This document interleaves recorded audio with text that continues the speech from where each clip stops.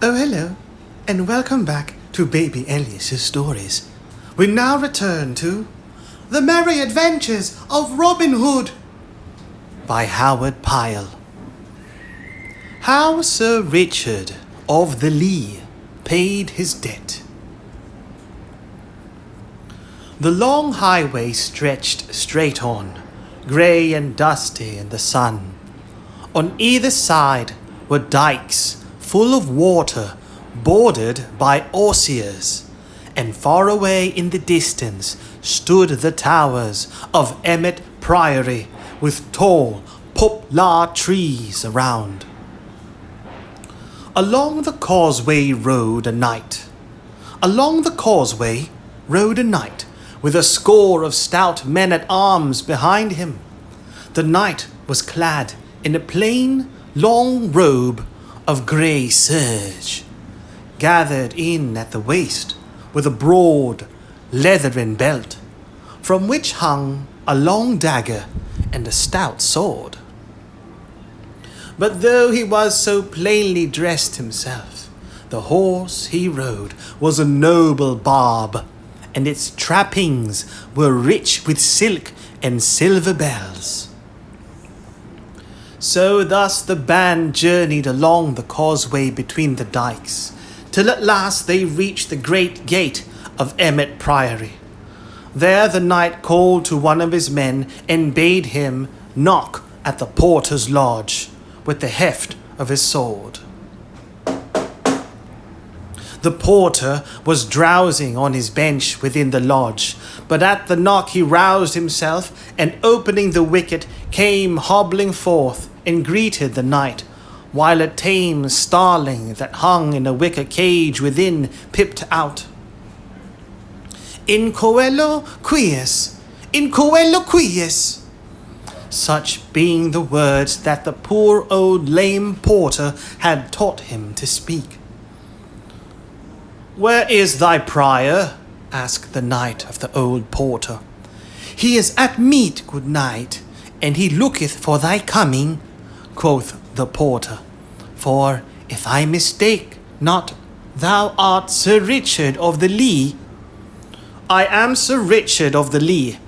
Then I will go seek him forthwith, said the knight. But shall I not send thy horse to stable? Said the porter.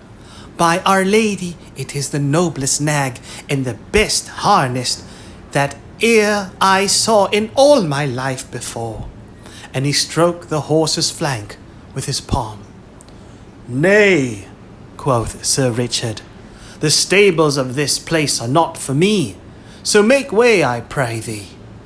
So saying, he pushed forward, and, the gates being opened, he entered the stony courtyard of the priory, his men behind him.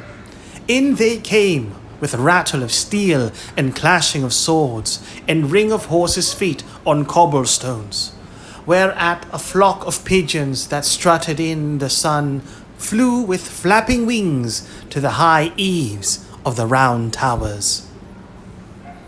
While the knight was riding along the causeway to Emmet, a merry feast was toward in the refectory there.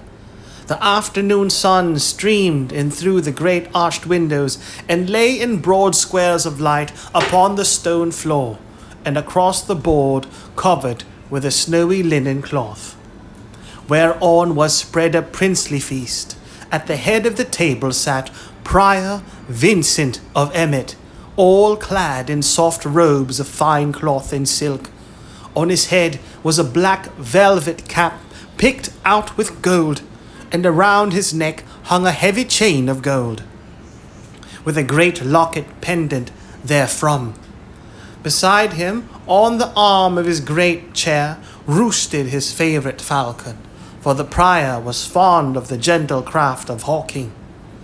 On his right hand sat the sheriff of Nottingham, in rich robes of purple, all trimmed about with fur, and on his left a famous doctor of law in dark and sober garb. Below these sat the high cellarer of Emmet, and others chief among the brethren. The jest and laughter passed around, and all was as merry could be. The wizened face of the man of law was twisted into a wrinkled smile, for in his pouch were 80 golden angels that the prior had paid him in fee for the case betwixt him and Sir Richard of the Lee. The learned doctor had been paid beforehand, for he had not overmuch trust in the holy Vincent of Emmet. Quoth the Sheriff of Nottingham, "But art thou sure, Sir Prior, that thou hast the land so safe?" "Ay, marry," said Prior Vincent, smacking his lips after a deep draught of wine, "I have kept a close watch upon him, albeit he was unawares of the same, and I know right well that he hath no money to pay me withal." "Ay, true," said the man of law in a dry, husky voice. "His land is surely forfeit if he cometh not to pay. But, Sir Prior, thou must get a release beneath his sign manual, or else thou canst not hope to hold the land without trouble from him." "Yes," said the prior, "so thou hast told me ere now. But I know that this knight is so poor that he will gladly sign away his lands for 200 pounds of hard money." Then up spake the higher cellarer, "Methinks it is a shame to so drive a misfortunate knight to the ditch. I think it sorrow that the noblest estate in Derbyshire should so pass away from him for a paltry 500 pounds. Truly I—" "Hold now," broke in the prior in a quivering voice, his eyes glistening and his cheeks red with anger. "Dost thou prate to my very beard, sirrah? By Saint Hubert, thou hadst best save thy breath to cool thy pottage, else it may scald thy mouth." "Nay," said the man of law smoothly, "I dare swear this same knight will never come to settlement this day, but will prove recreant. Nevertheless, we will seek some means to gain his lands from him, so never fear." But even as the doctor spoke, there came a sudden clatter of horses' hooves and a jingle of iron mail in the courtyard below. Click, clock, jingle, jingle, jingle, jingle. Then up spake the prior and called upon one of the brethren that sat below the salt, and bade him look out of the window and see who was below, albeit he knew right well it could be none but Sir Richard. So the brother arose and went and looked, and he said, "I see below 80 of stout men-at-arms, and a knight just dismounting from his horse. He is dressed in long robes of grey, which methinks are of poor seeming, but the horse he rideth upon hath the richest coursing that ever I saw. The knight dismounts, and they come this way, and are even now below in the great hall." "Lo, see ye there now?" quoth Prior Vincent. "Here ye have a knight with so lean a purse as scarce to buy him a crust of bread to munch, yet he keeps a band of retainers and puts rich trappings upon his horse's hide, while his own back goeth bare. Is it not well that such men should be brought low?" "But art thou sure," said the little doctor tremulously, "that this knight will do us no harm? Such as he are fierce when crossed, and he hath a band of naughty men at his heels. Mayhap thou hadst better give an extension of his debt." Thus he spake, for he was afraid Sir Richard might do him harm. "Thou needest not fear," said the prior, looking down at the little man beside him. This knight is gentle and would as soon think of harming an old woman as thee." As the prior finished, a door at the lower end of the refectory swung open, and in came Sir Richard, with folded hands and head bowed upon his breast. Thus humbly he walked slowly up the hall, while his men-at-arms stood about the door. When he had come to where the prior sat, he knelt upon one knee. "Save and keep thee, Sir Prior," said he. "I am come to keep my day." Then the first word that the prior said to him was, "Hast thou brought my money?" "Alas, I have not so much as 1 penny upon my body," said the knight, whereat the prior's eyes sparkled. "Now thou art a shrewd debtor, I wot," said he. "Then, Sir Sheriff, I drink to thee." But still the knight kneeled upon the hard stones. So the prior turned to him again. "What wouldest thou have?" quoth he sharply. At these words, a slow red mounted into the knight's cheeks, but still he knelt. "I would crave thy mercy," said he, "as thou hopest, for heaven's mercy, show mercy to me. Strip me not of my lands, and so reduce a true knight to poverty." "Thy day is broken, and thy lands forfeit," said the man of law, plucking up his spirits at the knight's humble speech. Quoth Sir Richard, "Thou man of law, wilt thou not befriend me in mine hour of need?" "Nay," said the other, "I hold with this holy prior, who hath paid me my fees in hard gold, so that I am bounder to him." "Wilt thou not be my friend, Sir Sheriff?" said Sir Richard. "Nay, for heaven," quoth the Sheriff of Nottingham, "this is no business of mine, yet I will do what I may." And he nudged the prior beneath the cloth with his knee. "Wilt thou not ease him of some of his debts, Sir Prior?" At this the prior smiled grimly. "Pay me 300 pounds, Sir Richard," said he, "and I will give thee quittance of thy debt." "Thou knowest, Sir Prior, that it is as easy for me to pay 400 pounds as 300, said Sir Richard. "But wilt thou not give me another 12 months to pay my debt?" "Not another day," said the prior sternly. And is this all thou wilt do for me?" asked the knight. "Now out upon thee, false knight," cried the prior, bursting forth in anger. "Either pay thy debt, as I have said, or release thy land and get thee gone from out my hall." Then Sir Richard arose to his feet. "Thou false, lying priest," said he in so stern a voice that the man of law shrunk affrighted. "I am no false knight, as thou knowest full well, but have even held my place in the press and the tourney. Hast thou so little courtesy that thou wouldest see a true knight kneel for all this time, or see him come into thy hall and never offer him meat or drink?"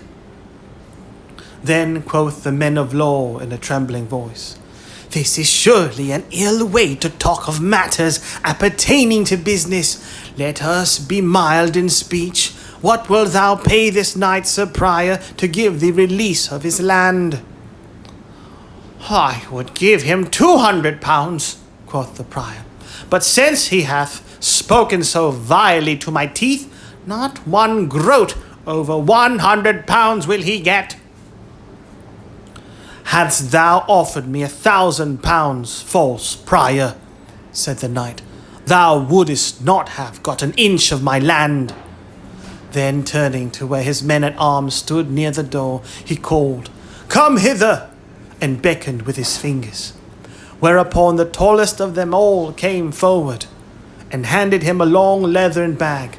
Sir Richard took the bag, and shot from it upon the table a glittering stream of golden money. Bear in mind, Sir Prior, said he, that thou hast promised me quittance for 300 pounds. Not one farthing above that shall thou get. So saying, he counted out 300 pounds and pushed it toward the prior. But now the prior's hands dropped at his sides, and the prior's head hung upon his shoulder. For not only had he lost all hopes of the land, but he had forgiven the knight 100 pounds of his debt, and had needlessly paid the man of law 80 angels. To him he turned, and quoth he, Give me back my money that thou hast. Nay, cried the other shrilly, it is but my fee that thou didst pay me, and thou gettest it not back again. And he hugged his own gown about him. Now, Sir Prior, quoth Sir Richard, I have held my day, and paid all the dues demanded of me. So, as there is no more betwixt us, I leave this vile place straightway. So saying, he turned upon his heel, and strode away. All this time, the sheriff had been staring with wide open eyes and mouth agape at the tall man-at-arms, who stood as though carved out of stone. At last he gasped out, Reynold Greenleaf! At this, the tall man-at-arms, who was no other than Little John, turned grinning to the sheriff. I give thee good den, fair gossip, quoth he. I would say, sweet sheriff, that I have heard all thy pretty talk this day, and it shall be duly told unto Robin Hood. So farewell for the nonce, till we meet again in Sherwood Forest. Then he also turned and followed Sir Richard down the hall, leaving the sheriff all pale and amazed, shrunk together upon his chair. A merry feast it was to which Sir Richard came, but a sorry lot he left behind him, and little hunger had they for the princely food and spread before them. Only the learned doctor was happy, for he had his fee.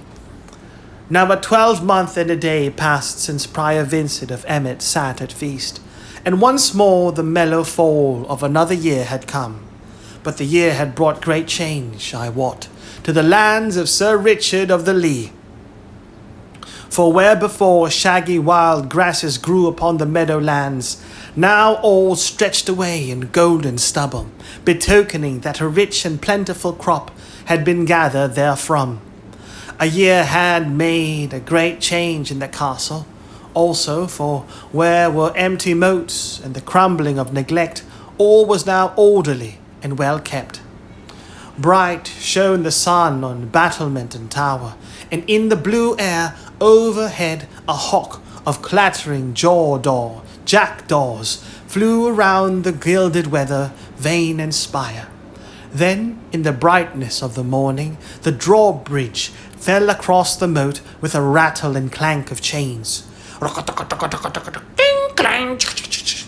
The gate of the castle swung slowly open, and a goodly array of steel-clad men-at-arms, with a knight all clothed in chainmail, as white as frost on briar and thorn of a winter morning, came flashing out from the castle courtyard. In his hand the knight held a great spear, from the point of which fluttered a blood-red pendant as broad as the palm of one's hand. So this troop came forth from the castle, and in the midst of them walked 3 packed horses laden with parcels of divers shapes and kinds. Thus rode forth good Sir Richard of the Lee to pay his debt to Robin Hood this bright and merry morn. Along the highway they wended their way with measured tramp of feet and rattle and jingle of sword and harness. Onward they marched till they came nigh to Denby, where from the top of a hill they saw, over beyond the town, many gay flags and streamers floating in the bright air. Then Sir Richard turned to the man-at-arms nearest to him. "What is toward yonder at Denby today?" quoth he. "Please your worship," answered the man-at-arms, A merry fair is held there today, and a great wrestling match, to which many folk have come, for a prize hath been offered of a pipe of red wine, a fair golden ring, and a pair of gloves, all of which go to the best wrestler. Now by my faith, quoth Sir Richard, who loved good manly sports right well, this will be a goodly thing to see. Methinks we have to stay a little while on our journey and see this merry sport. So he turned his horse's head aside toward Denby and the fair, and thither he and his men made their way. There they found a great hubbub of merriment. Flags and streamers were floating, tumblers were tumbling on the green, bagpipes were playing, and lads and lasses were dancing to the music. But the crowd were gathered most of all around a ring where the wrestling was going forward, and thither Sir Richard and his men turned their steps. Now when the judges of the wrestling saw Sir Richard coming, and knew who he was, the chief of them came down from the bench where he and the others sat, and went to the knight and took him by the hand, beseeching him to come and sit with them and judge the sport. So Sir Richard got down from his horse and went with the others to the bench raised beside the ring.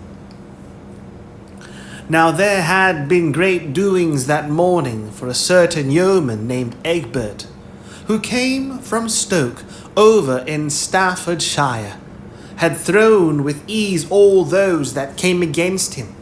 But a man of Denby, well known through all the countryside as William of the Scar, had been biding his time with the Stoke man. So, when Egbert had thrown everyone else, stout William leaped into the ring. Then a tough bout followed, and at last he threw Egbert heavily, whereat there was a great shouting and shaking of hands, for all the Denby men were proud of their wrestler. When Sir Richard came, he found stout William puffed up by the shouts of his friends, walking up and down the ring, daring anyone to come and try a throw with him. "Come one, come all," quoth he. "Here I stand, William of the Scar, against any man. If there is none in Derbyshire to come against me, come all who will, from Nottingham, Stafford, or York. And if I do not make them one and all root the ground with their noses like swine in the forests, call me no more brave William the wrestler." At this all laughed, but above all the laughter a loud voice was heard to cry out, Sin thou talkest so big, here cometh one from Nottinghamshire to try a fall with thee, fellow."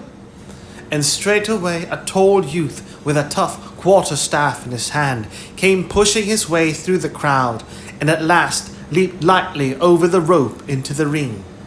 He was not as heavy as stout William, but he was taller and broader in the shoulders, and all his joints were well knit.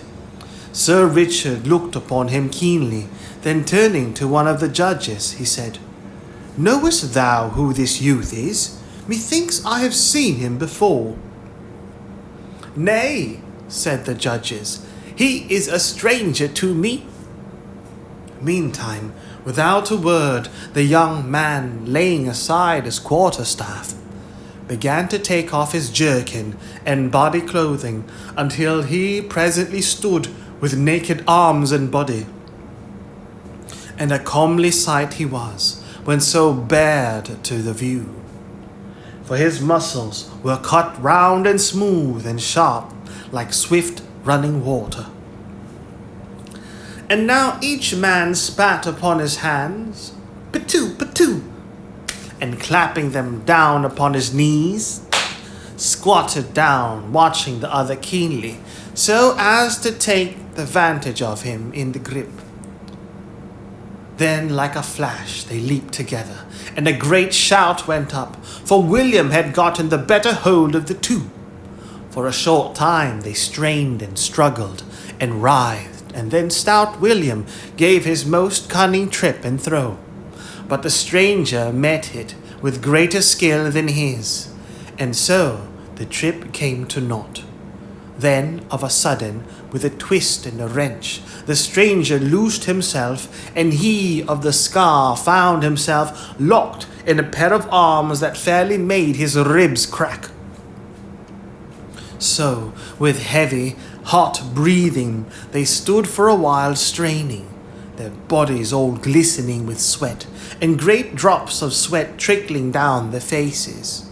But the stranger's hug was so close that at last stout William's muscles softened under his grip, and he gave a sob.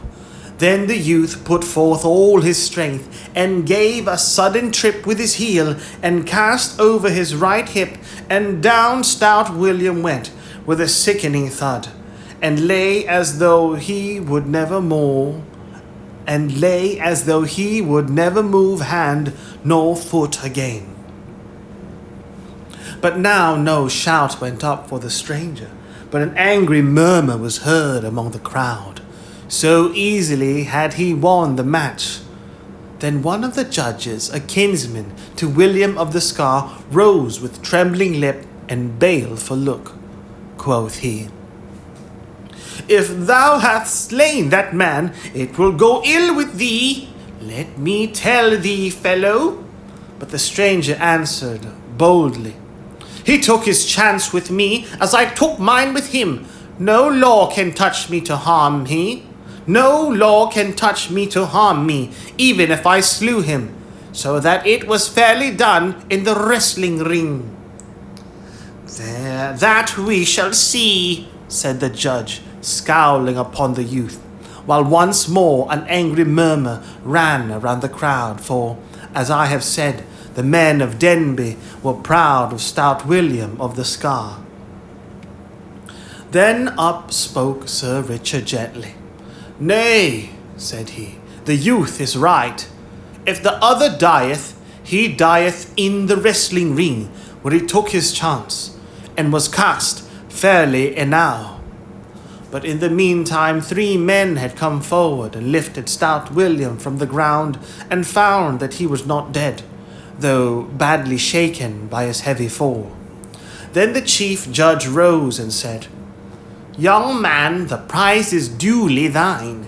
Here is the red gold ring, and here are the gloves, and yonder stands the pipe of wine to do with whatsoever thou dost list."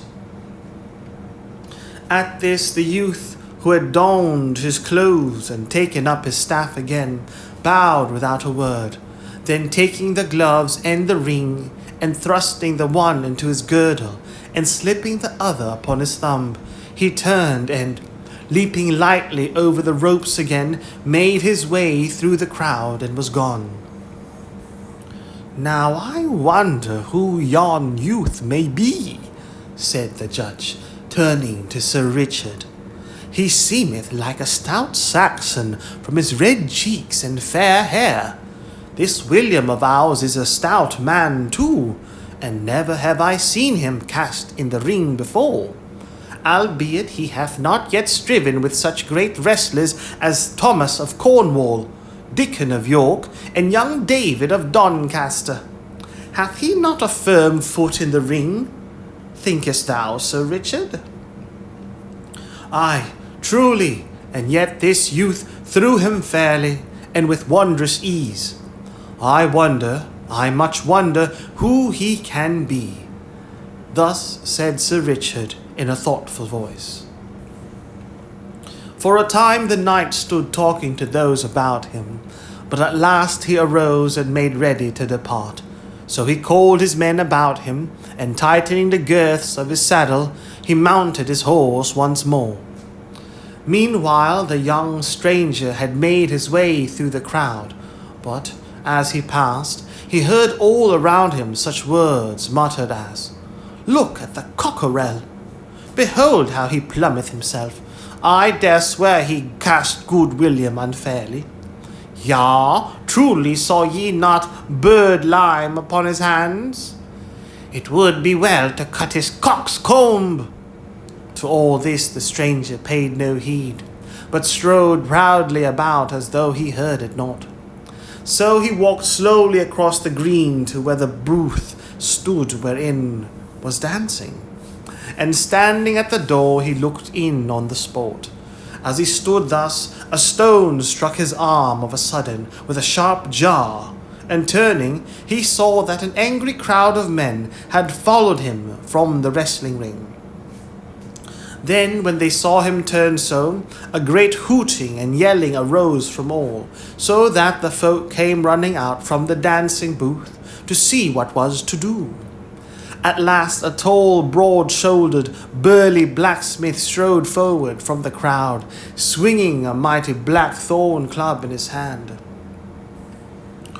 Wouldst thou come here to our fair town of Denby, thou jack-in-the-box, to overcome a good honest lad with vile juggling tricks? Growled he, in a deep voice like the bellow of an angry bull. Take that, then! And of a sudden he struck a blow at the youth that might have felled an ox. But the other turned the blow deftly aside, and gave back another so terrible that the Denby man went down with a groan, as though he had been smitten by lightning. When they saw their leader fall, the crowd gave another angry shout, but the stranger placed his back against the tent near which he stood, swinging his terrible staff, and so fell had been the blow that he struck the stout smith that none dared to come within the measure of his cudgel. So the press crowded back like a pack of dogs from a bear at bay. But now some coward hand from behind threw a sharp, jagged stone that smote the stranger on the crown, so that he staggered back, and the red blood gushed from the cut and ran down his face over his jerkin. Then, seeing him dazed with his vile blow, the crowd rushed upon him, so that they overbore him and fell beneath their feet. And he fell beneath their feet. Now, it might have gone ill with the youth, even to the losing of his young life, had not Sir Richard come to this fair. For a sudden, shouts were heard, and steel flashed in the air, and blows were given with the flat of swords, while through the midst of the crowd Sir Richard of the Lee came spurring on his white horse. Then the crowd, seeing the steel-clad knight and the armed men, melted away like snow in the warm hearth, leaving the young man all bloody and dusty upon the ground. Finding himself free, the youth arose, and wiping the blood from his face, looked up. Quoth he, Sir Richard of the Lee, mayhap thou hast saved my life this day. Who art thou that knowest Sir Richard of the Lee so well? Quoth the knight. Methinks I have seen thy face before, young man. Yea, thou hast, said the youth, for men call me David of Doncaster. Ha, said Sir Richard, I wonder that I knew thee not, David, but thy beard hath grown longer, and thou thyself art more set in manhood since the day 12th. Since this day 12th. Since this day 12th. Come hither into the tent, David, and wash the blood from thy face. And thou, Ralph, bring him straightway a clean jerkin. Now I am sorry for thee, yet I am right glad that I have had a chance to pay a part of my debt of kindness to thy good master Robin Hood, for it might have gone ill with thee had I not come, young man. So saying, the knight led David into the tent, and there the youth washed the blood from his face, and put on the clean jerkin. In the meantime, a whisper had gone around from those that stood nearest, that this was none other than the great David of Doncaster, the best wrestler in all the mid-country, who only last spring had cast out Adam O'Lincoln in the ring at Selby in Yorkshire, and now held the mid-country champion belt. Thus it happened that when young David came forth from the tent, along with Sir Richard, the blood all washed from his face, and his soiled jerkin changed for a clean one, no sounds of anger were heard, but all pressed forward to see the young man, feeling proud that one of their great wrestlers of England should have entered the ring at Denby Fair. For thus fickle is a mass of men. Then Sir Richard called out, "Friends, this is David of Doncaster. So think it no shame that your Denby man was cast by such a wrestler. He beareth you no ill will for what hath passed, but let it be a warning to you how ye treat strangers henceforth. Had ye slain him, it would have been an ill day for you, for Robin Hood would have harried your town as a kestrel harries the dovecot. I have brought the pipe of wine from him, and now I give it freely to you to drink as ye list, but never hereafterward fall upon a man for being a stout yeoman." At this all shouted amain, but in truth they thought more of the wine than of the knight's words. Then Sir Richard, with David beside him and his men at arms around, turned about and left the fair. But in after days, when the men saw that wrestling bout were bent with age, they would shake their heads when they heard of any stalwart game, and say, "Aye, aye, but thou shouldest have seen the great David of Doncaster cast stout William of the Scar at Denby Fair. Robin Hood stood in the merry greenwood with Little John and most of his stout yeomen around him, awaiting Sir Richard's coming. At last a glint of steel was seen through the brown forest leaves, and forth from the covert into the open road Sir Richard at the head of his men. He came straight forward to Robin Hood, and leaping from his horse, clasped the yeoman in his arms. "Why, how now?" said Robin after a time, holding Sir Richard off and looking at him from top to toe. "Methinks thou art a gayer bird than when I saw thee last." "Yes, thanks to thee, Robin," said the knight, laying his hand upon the yeoman's shoulder. "But for thee I would have been wandering in misery in a far country by this time. But I have kept my word, Robin, and have brought back the money that thou didst lend me, and which I have doubled 4 times over again, and so become rich once more. Along with this money I have brought a little gift to thee and thy brave men from my dear lady and myself." Then, turning to his men, he called aloud, "Bring forth the pack horses." But Robin stopped him. "Nay, Sir Richard," said he, "think it not bold of me to cross thy bidding, but we of Sherwood do no business till after we have eaten and drunk."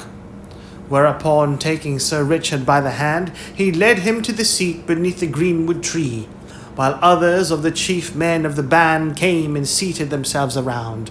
Then quoth Robin, "How cometh it that I saw young David of Doncaster with thee and thy men, Sir Knight?" Then straightway the knight told all about his stay at Denby, and of the happening at the fair, and how it was like to go hard with young David. So he told his tale, and quoth he, It was this, good Robin, that kept me so late on the way. Otherwise I would have been here an hour agone." Then when he had done speaking, Robin stretched out his hand and grasped the knight's palm.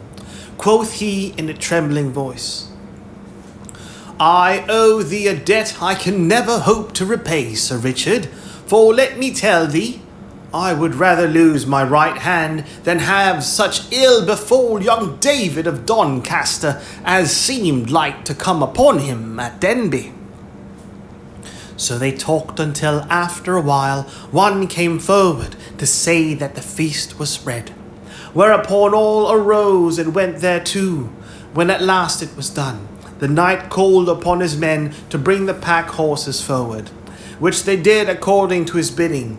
Then one of the men brought the knight a strong box, which he opened and took from it a bag and counted out 500 pounds, the sum he had gotten from Robin. "Sir Richard," quoth Robin, thou wilt pleasure us if thou wilt keep that money as a gift from us of Sherwood. Is it not so, my lads?" Then they all shouted, "Hey!" with a mighty voice. "I thank you all deeply," said the knight earnestly, "but think it not ill of me if I cannot take it. Gladly have I borrowed it from you, but it may not be that I can take it as a gift." Then Robin Hood said no more, but gave the money to Little John to put away in the treasury.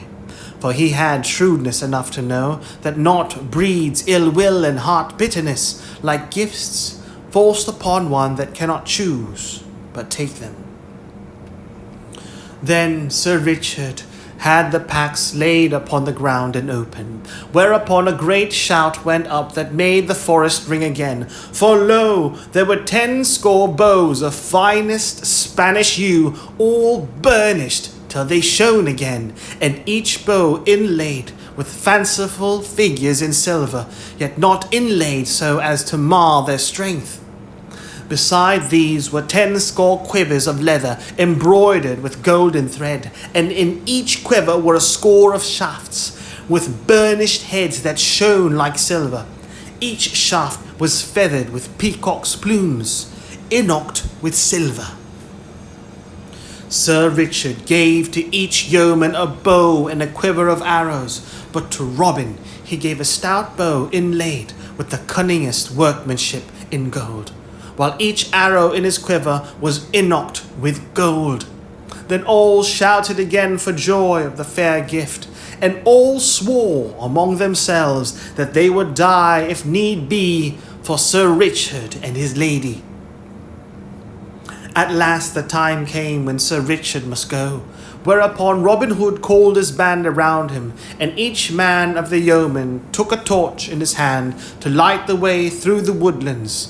So they came to the edge of Sherwood, and there the knight kissed Robin Hood upon the cheeks, and left him, and was gone. Thus Robin Hood helped a noble knight out of his dire misfortunes, that else would have smothered the happiness from his life. Little John turns Barefoot Friar. Cold winter had passed, and spring had come.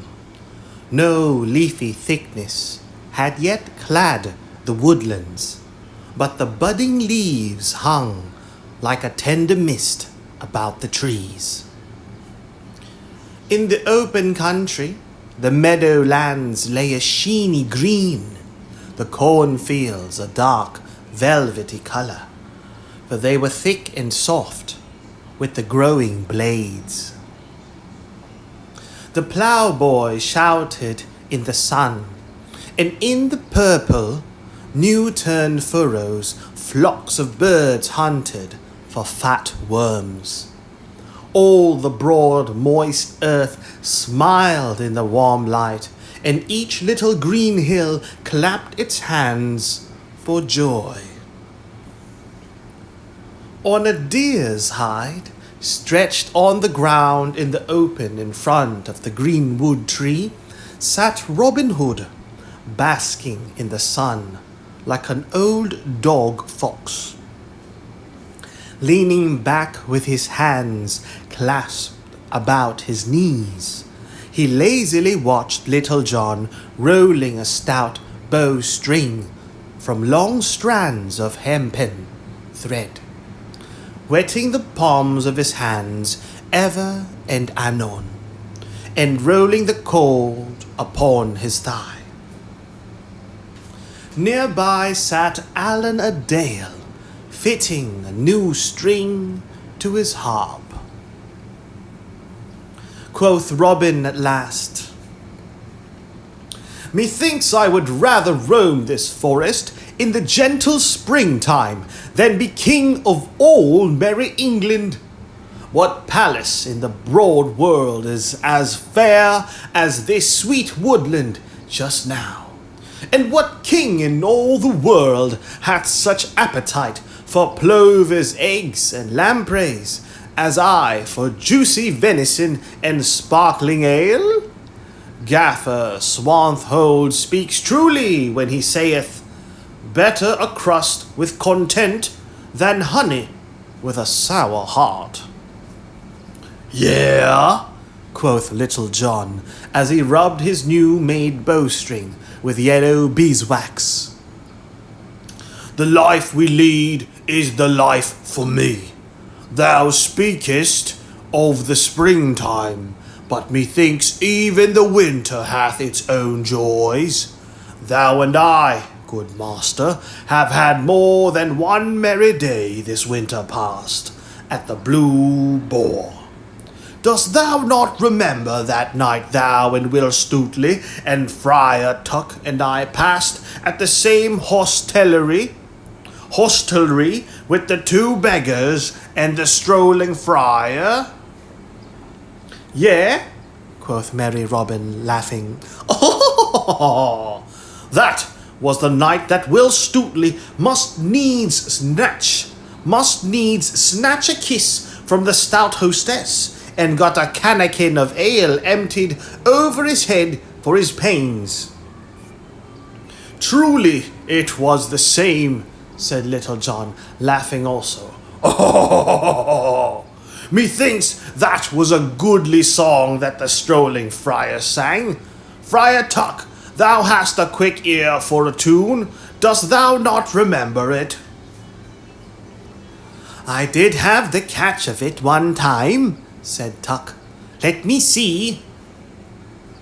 And he touched his forefinger to his forehead in thought, humming to himself, and stopping ever and anon to fit what he had got to what he searched for in his mind. At last he found it all, and clearing his throat, sang merrily. In the blossoming hedge the robin cock sings, for the sun it is merry and bright. And he joyfully hops, and he flutters his wings, for his heart is all full of delight. For the May bloometh fair, and there's little of care, and plenty to eat in the Maytime rare. When the flowers all die, then off he will fly to keep himself warm in some jolly old barn, where the snow and the wind neither chill him nor harm. And such is the life of the strolling friar, with a plenty to eat and to drink. For the good wife will keep him a seat by the fire, and the pretty girls smile at his wink. Then he lustily trolls as he onward strolls, a rollicking song for the saving of souls. When the wind doth blow with the calming of snow, there's a place by the fire for the fatherly friar, and a crab in the bowl for his heart's desire. Thus Friar Tuck sang in a rich and mellow voice, rolling his head from side to side in time with the music. And when he had done, all clapped their hands and shouted with laughter, "Hurrah! Hurrah!" for the song fitted him well. In very sooth, quoth Little John, it is a goodly song, and were I not a yeoman of Sherwood Forest, I had rather be a strolling friar than aught else in the world. Yea, it is a goodly song, said Robin Hood, but methought those two burly beggars told the merrier tales and led the merrier life. Dost thou not remember what that great black-bearded fellow told of his begging at the fair in York? Yeah, said Little John.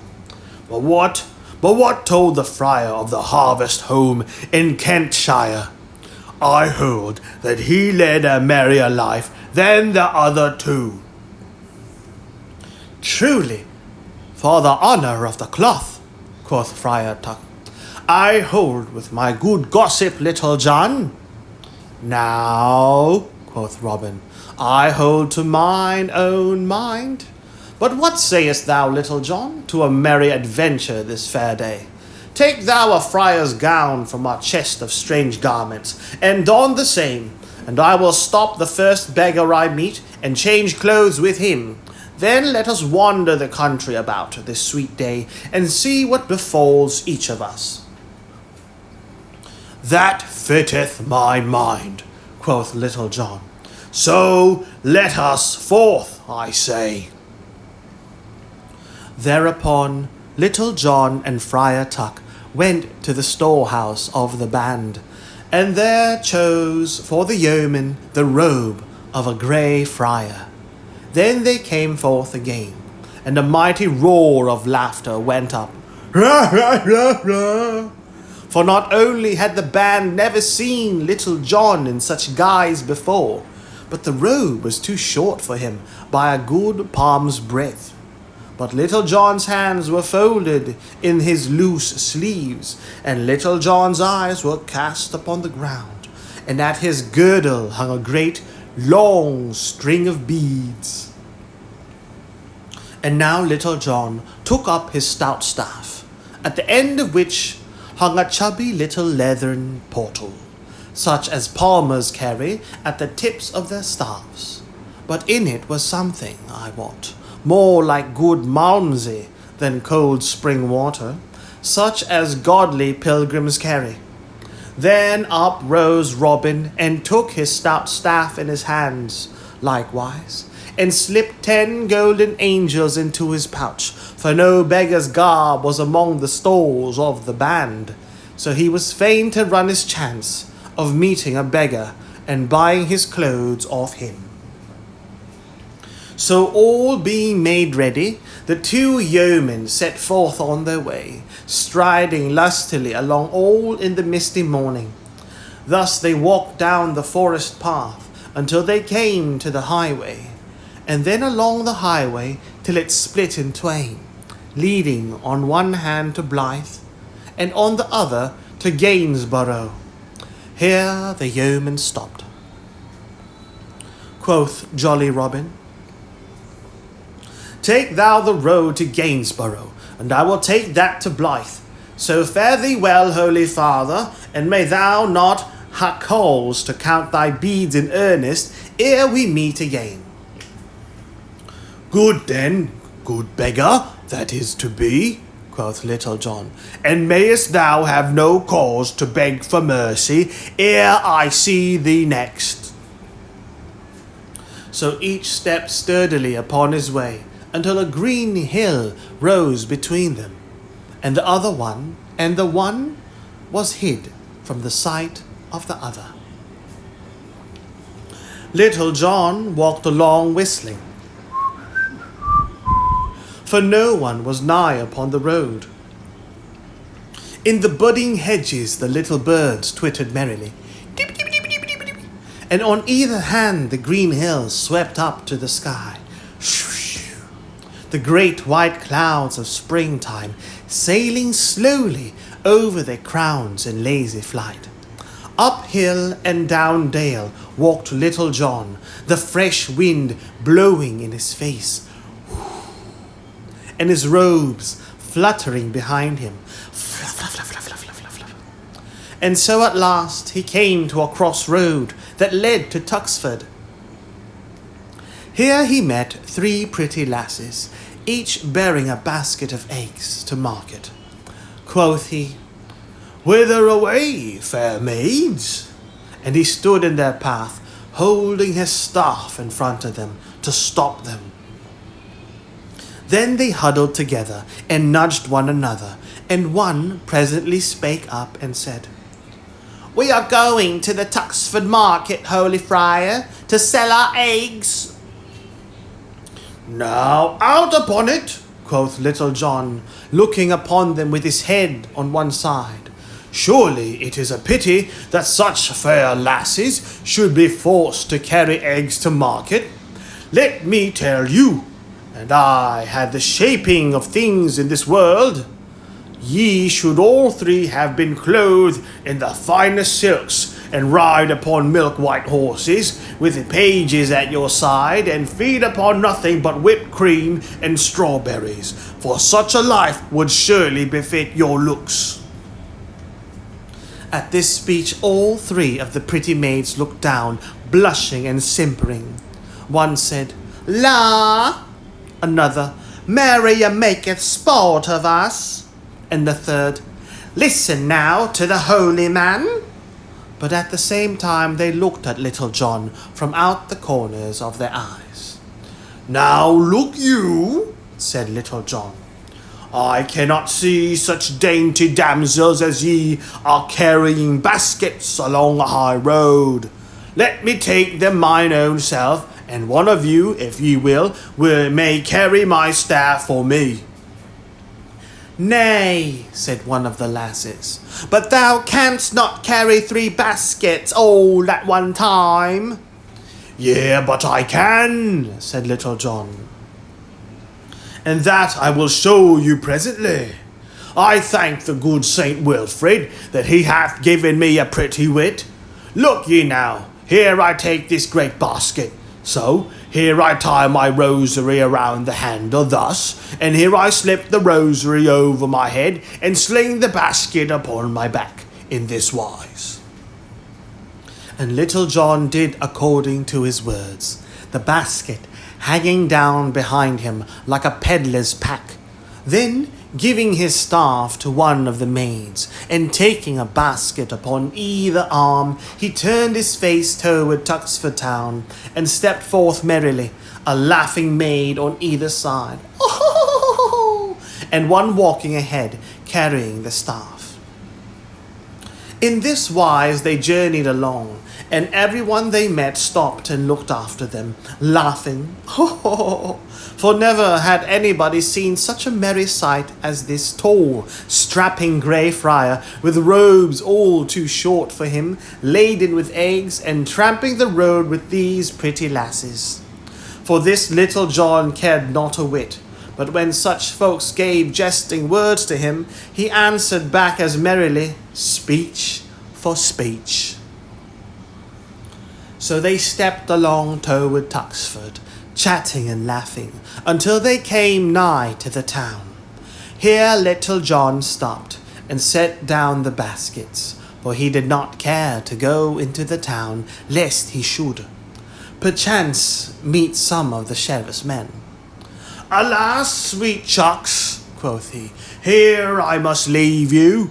I had not thought to come this way, but I am glad that I did so. Now, ere we part, we must drink sweet friendships. So saying, he unslung the leathern pottle from the end of his staff, and drawing the stopper therefrom, he handed it to the lass, who had carried his staff, first wiping the mouth of the pottle upon his sleeve. Then each lass took a fair drink of what was within. And when it had passed all around, Little John finished what was left, so that not another drop could be squeezed from it. Then, kissing each lass sweetly, he wished them all good den, and left them. But the maid stood looking after him as he walked away whistling. What a pity, quoth one, that such a stout lusty lad should be in holy orders. Marry, quoth Little John to himself, as he strode along, yon was no such ill happening. St. Dunstan, send me more of the like. After he had trudged along for a time, he began to wax thirsty again in the warmth of the day. He shook his leathern pottle beside his ear, but not a sound came therefrom. Then he placed it to his lips and tilted it high aloft, but not a drop was there.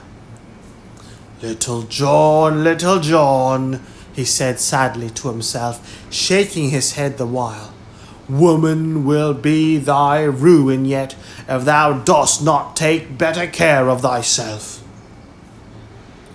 But at last he reached the crest of a certain hill, and saw below a sweet little thatched inn lying snugly in the dale beneath him, toward which the road dipped sharply. At the sight of this, a good voice within him cried aloud, I give thee joy, good friend, for yonder is thy heart's delight, to wit a sweet rest and a cup of brown beer. So he quickened his pace down the hill, and so came to the little inn, from which hung a sign with a stag's head painted upon it. In front of the door, a clucking hen was scratching in the dust, with a brood of chickens about her heels. The sparrows were chattering of household affairs under the eaves, and all was so sweet and peaceful that little John's heart laughed within him.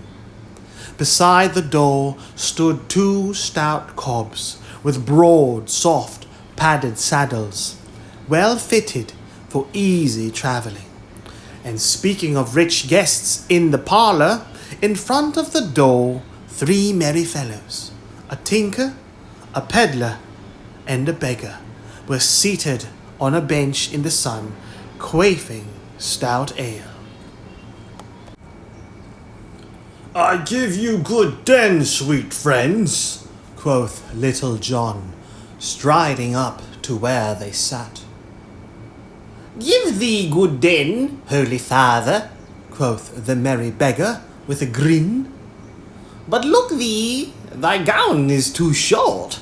Thou hadst best cut a piece of the top and tack it to the bottom, so that it may be long enough. But come, sit beside us here, and take a taste of ale, if thy vows forbid thee not. Nay, quoth little John, also grinning. The blessed Saint Dunstan hath given me a free dispensation for all indulgence in that time. And he thrust his hand into his pouch for money to pay his score. Truly, quoth the tinker, without thy looks belie thee, father, belie thee, father, without thy looks belie thee, holy friar.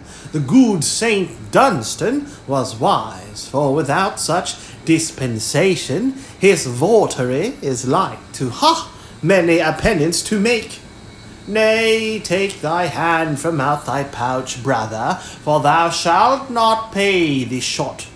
Ho, landlord, a pot of ale?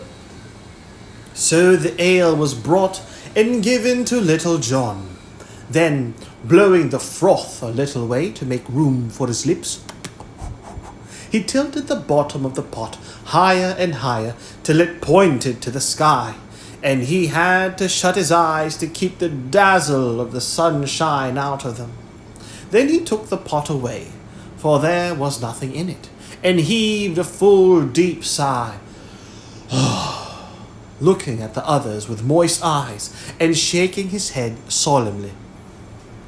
Ho, landlord, cried the pedlar, bring this good fellow another pot of ale, for truly it is a credit to us all to have one among us who can empty a cannikin so lustily. So they talked among themselves merrily, until after a while, quoth little John, Who rideth those 2 nags yonder? 2 holy men like thee, brother, quoth the beggar. They are now having a goodly feast within, for I smelled the steam of a boiled pullet just now. The landlady saith they come from Fountain Abbey in Yorkshire, and go to Lincoln on matters of business. They are a merry couple, said the tinker, for one is as lean as an old wives' spindle, and the other as fat as a suet pudding. Talking of fatness, said the pedlar, thou thiest look none too ill-fed, holy friar. Nay, truly, said little John, thou seest in me what the holy Saint Dunstan can do for them that serve him upon a handful of parched peas and a trickle of cold water. At this, a great shout of laughter went up. Ha ha ha ha! Truly, it is a wondrous thing, quoth the beggar. I would have made my vow to see the masterly manner in which thou didst tuck away yon pot of ale, that thou hadst not tasted clear water for a brace of months. Has not this same holy Saint Dunstan taught thee a goodly song or two? Why, as for that, quoth Little John, grinning, mayhap he hath lent me aid to learn a ditty or so. Then prithee, let us hear how he hath taught thee, quoth the tinker. At this, Little John cleared his throat, and after a word or two about a certain hoarseness that troubled him, sang thus. Ah, pretty, pretty maid, whither dost thou go? I pray thee, wait for thy lover also, and will gather the rose as it sweetly blows, for the merry, merry winds are blowing. Now, it seemed as though Little John's songs were never to get sung, for he had got no further than this when the door of the inn opened, and out came the two brothers of Fountain Abbey, the landlord following them, and as the saying is, washing his hands with humble soap. But when the brothers of Fountain Abbey saw who it was that sang, and how he was clad in the robes of a grey friar, they stopped suddenly, the fat little brother drawing his heavy eyebrows together in a mighty frown, and the little and the thin brother twisting up his face as though he had sour beer in his mouth. Then, as Little John gathered his breath for a new verse, "How now?" roared forth the fat brother, his voice coming from him like loud thunder from a little cloud. "Thou naughty fellow, is this a fit place for one in thy garb to tipple and sing profane songs?" "Nay," quoth Little John, "sin I cannot tipple and sing like your worship's reverence in such a goodly place as Fountain Abbey, I must stay and tipple and sing where I can." "Now out upon thee," cried the tall, lean brother in a harsh voice. "Now out upon thee, that thou shouldest so disgrace thy cloth by this talk and bearing." "Marry, come up," quoth Little John. "Disgrace, sayest thou? Methinks it is more disgrace for one of our garb to wring hard-earned farthings out of the gripe of poor lean peasants. Is it not so, brother?" At this, the tinker and the peddler and the beggar nudged one another, and all grinned, and the friar scowled blackly at Little John. But they could think of nothing further to say, so they turned to their horses. Then Little John arose of a sudden from the bench where he sat, and ran to where the brothers of Fountain Abbey were mounting. Quoth he, Lend me your horses' bridles for you. Truly your words have smitten my sinful heart, so that I will abide no longer in this den of evil, but will go forward with you. No vile temptation, I wot, will fall upon me in such holy company." "Nay, fellow," said the lean brother harshly, for he saw that Little John made sport of them. "We want none of thy company, so get thee gone." "Alas," quoth Little John, "I am truly sorry that ye like me not nor my company. But as for leaving you, it may not be, for my heart is so moved that willy-nilly I must go with you for the sake of your holy company." Now, at this talk, all the good fellows on the bench grinned till their teeth glistened, and even the landlord could not forbear to smile. As for the friars, they looked at one another with a puzzled look, and knew not what to do in the matter. They were so proud that it made them feel sick with shame to think of riding along the high road with a strolling friar, in robes all too short for him, running beside them. But yet they could not make Little John stay against his will, for they knew he could crack the bones of both of them in a twinkling, were he so minded. Then up spake the fat brother more mildly than he had done before. "Nay, good brother," said he, "we will ride fast, and thou wilt tire to death at the pace." "Truly I am grateful to thee for the thought of me," quoth Little John. "But have no fear, brother, my limbs are stout, and I could run like a hare from here to Gainsborough." At these words a sound of laughing came from the bench, whereat the lean brother's wrath boiled over like water into the fire, with great fuss and noise. "Now out upon thee, thou naughty fellow!" he cried. "Art thou not ashamed to bring disgrace so upon our cloth? Bide thee here, thou sot, with these porkers. Thou art not fit company for us." "La, ye there now," quoth Little John. "Thou hearest, landlord, thou art not fit company for these holy men. Go back to thine alehouse. Nay, if these most holy brothers of mine do but give me the word, I'll beat thy head with this stout staff till it is as soft as whipped eggs." At these words a great shout of laughter went up from those on the bench, and the landlord's face grew red as a cherry from smothering his laugh in his stomach. But he kept his merriment down, for he wished not to bring the ill will of the brothers of Fountain Abbey upon him by unseemly mirth. So the two brethren, as they could do naught else, having mounted the nags, turned their noses toward Lincoln and rode away. "I cannot stay longer, sweet friends," quoth Little John, as he pushed in betwixt the two cobs. "Therefore I wish you good den. Off we go, we three." So saying, he swung his stout staff over his shoulders and trudged off, measuring his pace with that of the two nags.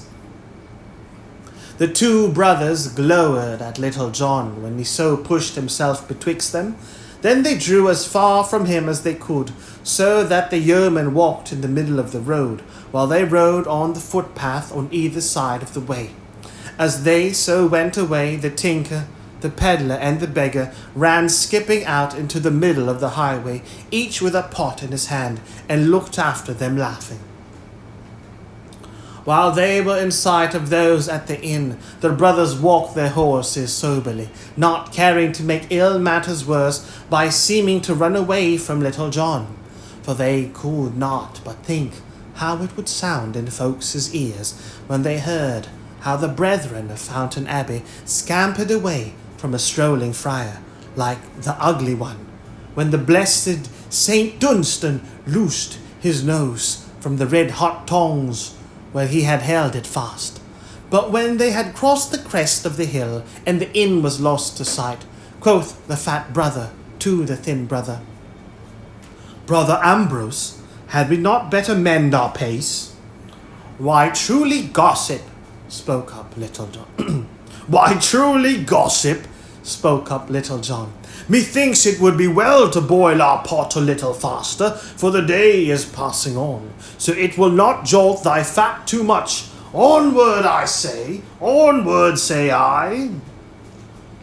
At this the two friars said nothing, but they glared again on Little John with baleful looks.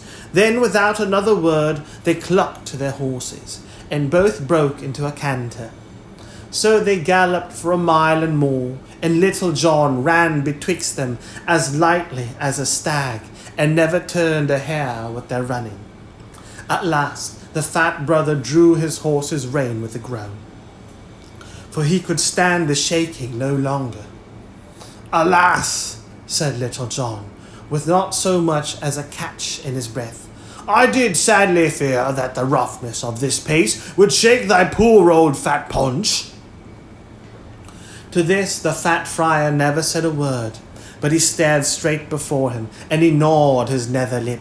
And now they travelled forward more quietly, Little John in the middle of the road, whistling merry to himself,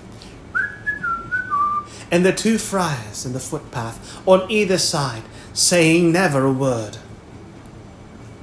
Then presently they met three merry minstrels, all clad in red, who stared amain to see a grey friar with such short robes walking in the middle of the road, and two brothers with heads bowed with shame, riding upon richly caparisoned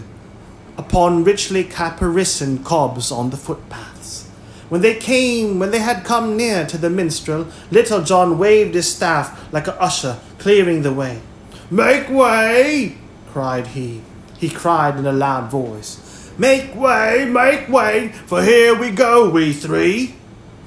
Then how the minstrels stared, and how they laughed, but the fat friar shook as with an ague, and the lean friar bowed his head over his horse's neck. Then next they met two noble knights in rich array, with hawk on wrist, and likewise two fair ladies clad in silks and velvets, all a-riding on noble steeds. These all made room staring as Little John and the two friars came along the road. To them Little John bowed humbly. "Give you greetings, lords and ladies," said he, "but here we go, we three." Then all laughed, and one of the fair ladies cried out, "What three meanest thou, merry friend?"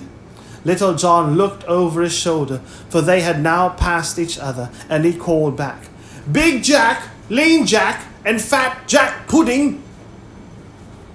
At this the fat friar gave a groan, and seemed as if he were like to fall from his saddle for shame. The other brother said nothing, but he looked before him with a grim and stony look.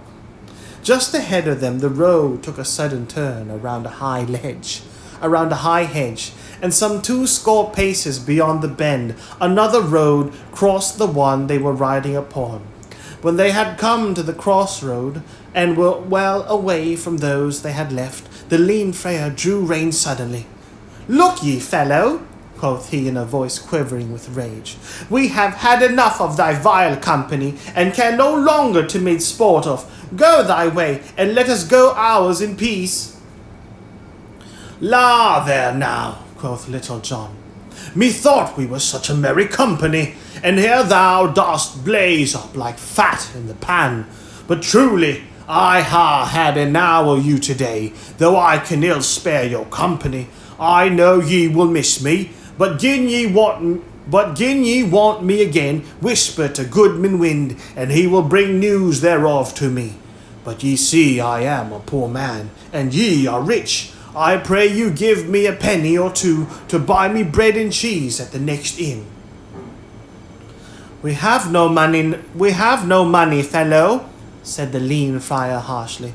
"Come, brother Thomas, let us forward." But Little John caught the horses by the bridle reins, one in either hand. "Ha! Ye in truth no money about you whatsoever," said he. "Now I pray you, brothers, for charity's sake, give me somewhat to buy a crust of bread, e'en though it be only a penny." "I tell thee, fellow, we have no money," thundered the fat little friar with a great voice. Ha ye, in holy truth, no money?" asked Little John. "Not a farthing," said the lean friar sourly. "Not a goat," said the fat friar loudly. "Nay," quoth Little John, "this must not be. Far be it from me to see such holy men as ye are depart from me with no money. Get both of you down straightway from off your horses, and we will kneel here in the middle of the crossroads, and pray the blessed Saint Dunstan to send us some money to carry us on our journey." "What sayest thou, thou limb of evil?" cried the lean friar, fairly gnashing his teeth with rage. "Dost thou bid me the high cellarer of Fountain Abbey, to get down from my horse and kneel in the dirty road to pray to some beggarly Saxon saint? Now, quoth Little John, I have a great part of a mind to crack thy head for thee for speaking thus of the good Saint Dunstan. But get down straight away, for my patience will not last much longer, and I may forget that ye are both in holy orders. So saying, he twirled his stout staff till it whistled again. At this speech both friars grew as pale as dough. Down slipped the fat brother from off his horse on one side, and down slipped the lean brother on the other. Now, brothers, down on your knees and pray, said Little John. Thereupon, putting his heavy hands upon the shoulders of each, he forced them to their knees, he kneeling also.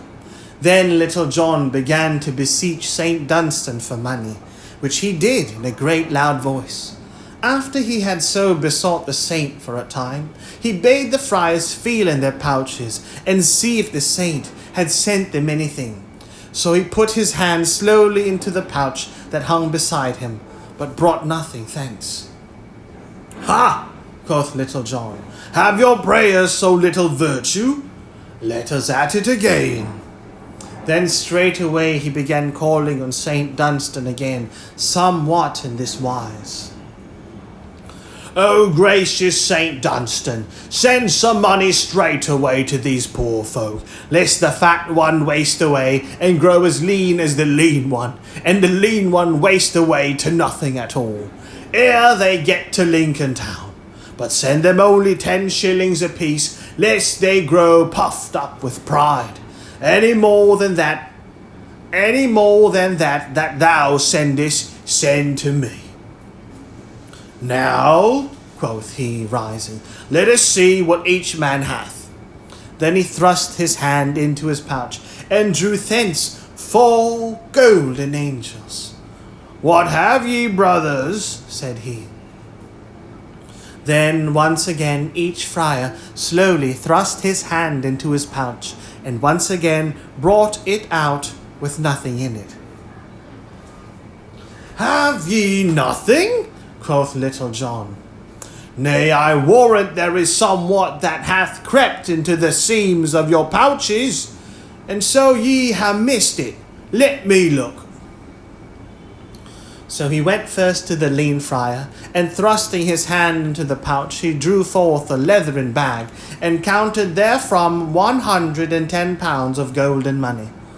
I thought, quoth Little John, that thou hadst missed in some odd corner of thy pouch the money that the blessed saint had sent thee, and now let me see whether thou hast not some also, brother. Thereupon he thrust his hand into the pouch of the fat friar, and drew thence a bag like the other, and counted out from it 70 pounds. Look ye now, quoth he, I knew the good saint had sent thee some pittance that thou also hadst missed. Then, giving them 1 pound between them, he slipped the rest of the money into his own pouch, saying, Ye pledged me your holy word that ye have no money. Being holy men, I trust that ye would not belie your words so pledged.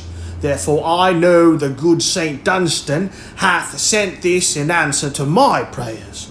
But as I only prayed for 10 shillings to be sent to each of you, all over and above that belongeth by rights to me, and so I taketh. I give you good den, brothers, and may ye have a pleasant journey henceforth. So saying, he turned and left them, striding away. The friars looked at one another with a woeful look, and slowly and sadly they mounted their horses again, and rode away with never a word. But Little John turned his footsteps back again to Sherwood Forest, and merrily he whistled as he strode along. And now we will see what befell Robin Hood in his venture as a beggar.